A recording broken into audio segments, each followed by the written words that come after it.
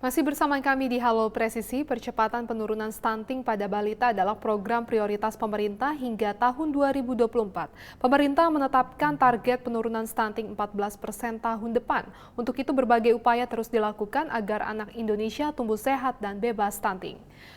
Untuk mengetahui lebih lanjut seputar upaya pemerintah dalam menurunkan angka stunting, menurut data dari WHO, di seluruh dunia 178 juta anak di bawah usia 5 tahun diperkirakan mengalami pertumbuhan terhambat karena stunting. Stunting adalah permasalahan gizi kronis yang disebabkan oleh kurangnya asupan gizi dalam rentang waktu yang cukup lama, umumnya hal ini karena asupan makanan yang tidak sesuai dengan kebutuhan gizi. Selain mengalami pertumbuhan terhambat, stunting juga kerap kali dikaitkan dengan penyebab perkembangan otak yang tidak maksimal. Hal ini dapat mempengaruhi kemampuan mental dan belajar tidak maksimal, serta prestasi belajar yang buruk. Selain itu, efek jangka panjang yang disebabkan oleh stunting dan kondisi lain terkait kurang gizi acap kali dianggap sebagai salah satu faktor resiko diabetes, hipertensi, obesitas, dan kematian akibat infeksi.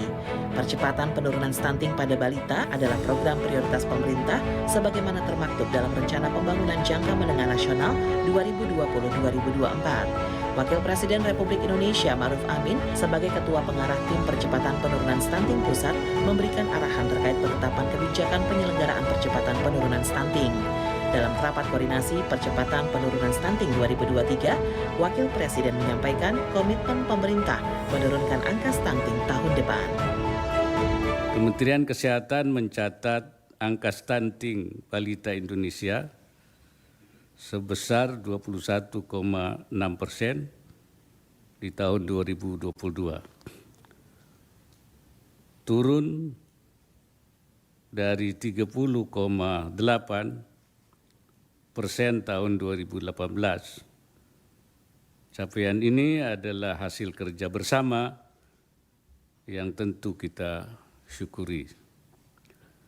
Namun saya minta kita tidak boleh berpuas diri karena masih ada target yang harus kita kejar, yaitu prevalensi stunting 14% di tahun 2024. Waktu kita hanya tersisa 1 tahun lagi. Artinya sisa yang harus kita capai di tahun 2003 ini adalah 3,8% dan di tahun 2024 3,8%, jadi 77,6%. Dan itu harus dicapai kalau kita ingin bisa mencapai 14%. Kalau tidak berarti kita gagal mencapai target itu. Tapi kalau menurut Kepala BKKBN, bahwa kita yakin insya Allah akan bisa mencapai 14%. dan untuk mengetahui lebih lanjut seputar upaya pemerintah dalam menurunkan angka stunting, kita sudah bergabung bersama Direktur Gizi dan Kesehatan Ibu dan Anak Kementerian Kesehatan, Ibu Lovely Daisy. Selamat pagi, Ibu. Selamat pagi. Baik, Ibu. Kondisi seperti apa seorang anak dinyatakan terkena stunting? Ya, baik. Makasih. Jadi anak-anak itu kan kita harus pantau pertumbuhannya setiap bulan. Nah, anak yang stunting untuk mengukurnya adalah dari tinggi badan atau panjang badan anak tersebut. Jadi tinggi badan atau panjang badan anak ini kalau kita masukkan ke dalam kurva pertumbuhan itu berada di bawah garis merah. Kalau normalnya kan mengikuti garis hijau pertumbuhan tinggi badan anak tersebut. Nah, kalau tinggi badan atau panjangnya badannya itu di bawah garis merah, berarti anak ini masuk ke dalam kategori stunting. Jadi kurva pertumbuhan itu ada di buku Kesehatan Ibu dan Anak atau buku PINK. Nah, buku ini kita berikan kepada setiap ibu hamil dan pada saat pengukuran panjang badan atau tinggi badan di posyandu itu akan dimasukkan datanya ke dalam buku tersebut sehingga kelihatanlah apakah tinggi badan atau panjang badan anak tersebut di bawah garis merah atau tidak. Jadi seperti itu. Berarti setiap bulan harus dipantau ya, Bu? Iya, benar. Dan apa yang menyebabkan terjadinya kondisi stunting pada anak? Ya, jadi stunting ini kan prosesnya cukup lama. Jadi tidak terjadi tiba-tiba karena kekurangan gizi yang terjadi berbulan-bulan. Nah, apa penyebabnya? Yang pertama, mungkin saja asupan gizinya memang kurang dari anak tersebut sehingga mengalami kekurangan dari zat gizi. Nah, kemudian yang kedua, bisa saja anak tersebut mengalami sakit. Nah, dua hal ini yang harus kita atasi supaya anak-anak tidak menjadi stunting. Jadi cukupi gizinya supaya tidak mengalami kekurangan gizi dalam waktu yang lama dan jaga supaya anak tidak sakit. Kalau sakit segera diobati. Jadi seperti itu. Mhm. Apakah stunting pada anak dapat diketahui pada saat kehamilan, Bu? Ya, nah kita untuk upaya pencegahan stunting, jadi sekarang ini kita fokusnya upaya pencegahan, Mhm. bukan tunggu stunting baru kita obati, tapi kita Mhm. mencegah. Nah, Mhm. untuk mencegah stunting ini kita mulai dari menyiapkan remaja calon ibu hamil, karena ibu hamil kita banyak yang mengalami kurang gizi, kemudian anemia, kurang darah, yang berdampak Mhm. pada pertumbuhan janin di dalam kandungannya. Mhm. Nah, janin ini bisa kita pantau di dalam kandungan. Kita sudah punya USG di semua puskesmas, jadi itu akan terlihat apakah pertumbuhan janin ini sesuai dengan usia kehamilan ibu tersebut. Nah, kalau tidak sesuai dengan usia kehamilannya, lebih kecil dari yang seharusnya, itu kemungkinan anak ini bisa mengalami stunting. Jadi bisa kita deteksi sejak dari dalam kandungan untuk stunting. Mhm. Berarti di setiap daerah begitu Bu, di setiap puskesmas sudah disediakan USG tadi ya Bu untuk mencegah, karena tadi kita fokusnya adalah sama-sama mencegah begitu ya Bu, sudah ada alat USG tersebut. Ya, kita Mhm. sediakan di puskesmas dan juga Mhm. dokternya dilatih sehingga bisa melakukan deteksi secara dini. Mhm. Dan kemudian mengapa kasus stunting menjadi perhatian pemerintah Bu? Ya, karena dampaknya tadi itu. Jadi Mhm. kalau ini sudah terlanjur mengalami kekurangan gizi, itu akan menjadi gangguan pada pertumbuhan anak. Mhm. Sebenarnya bukan hanya pertumbuhan dari tinggi badannya saja, tetapi juga yang kita khawatirkan adalah pertumbuhan dari otak anak tersebut. Mhm. Karena pertumbuhan otak anak ini sampai dari dalam kandungan sampai usia 2 tahun itu sudah mencapai hampir 80%. Mhm. Nah, itu kalau terjadi gangguan pada saat dalam kandungan sampai usia 2 tahun, artinya akan berdampak pada pertumbuhan otak anak. Nah, ini yang kita khawatirkan, jangan sampai di masa-masa yang sangat genting ini terjadi gangguan pertumbuhan, terutama yang berdampak nanti pada otak anak. Jadi ya dampaknya tentu saja anak ini tidak menjadi anak yang cerdas, karena IQ-nya pasti akan lebih turun dari yang seharusnya.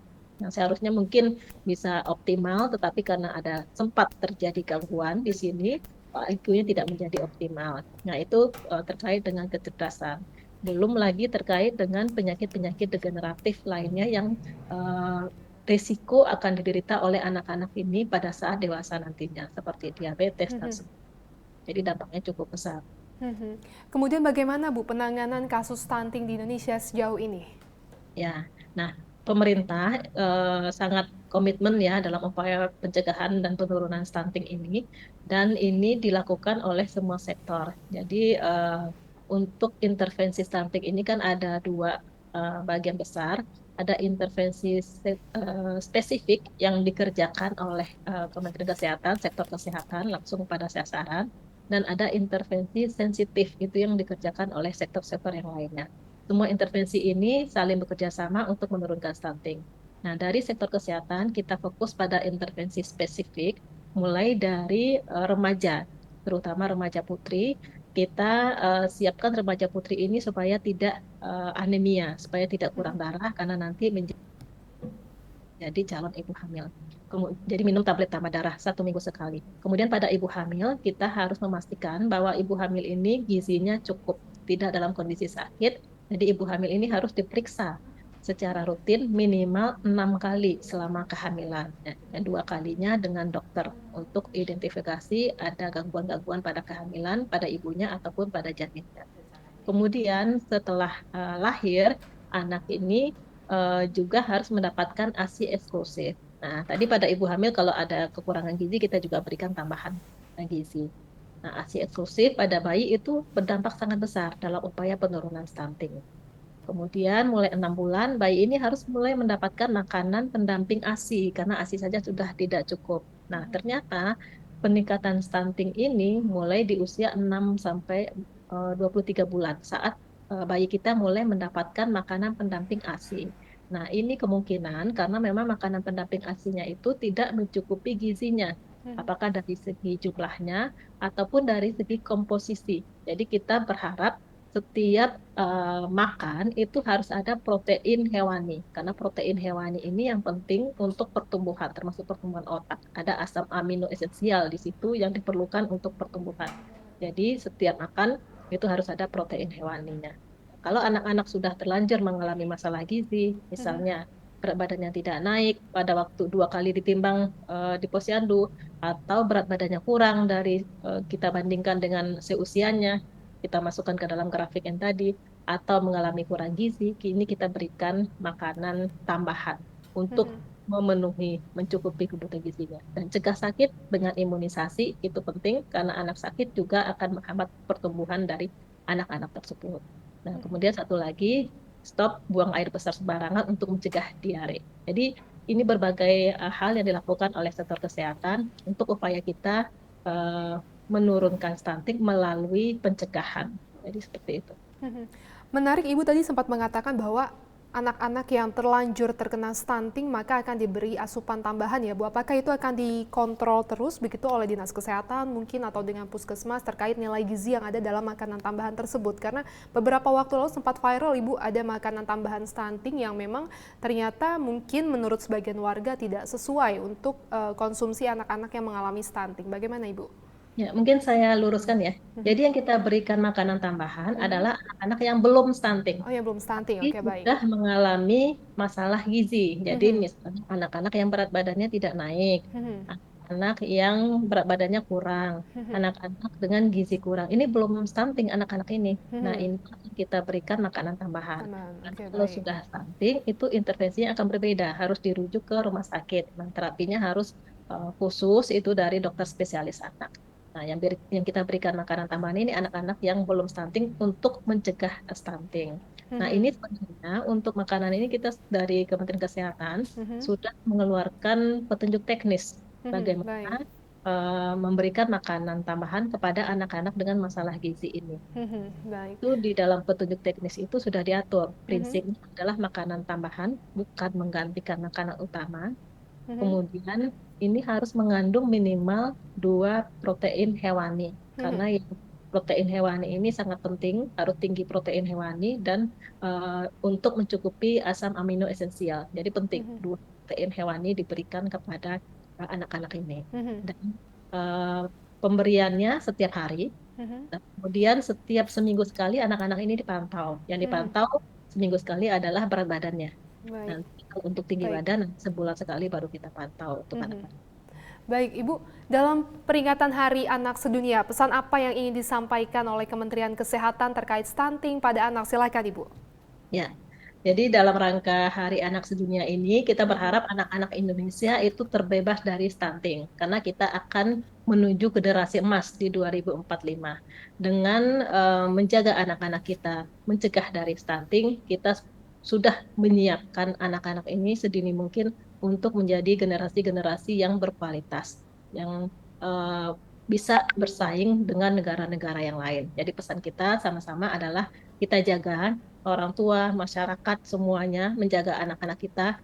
Sebenarnya menjaga mulai dari ibu hamil, cukupi kebutuhan gizinya, kemudian begitu bayi lahir, kita sama-sama memastikan bahwa bayi ini mendapatkan haknya ASI eksklusif, kemudian pastikan bahwa gizi anak-anak ini terpenuhi sesuai dengan kebutuhannya dan lakukan imunisasi untuk mencegah penyakit yang dapat dicegah dengan imunisasi.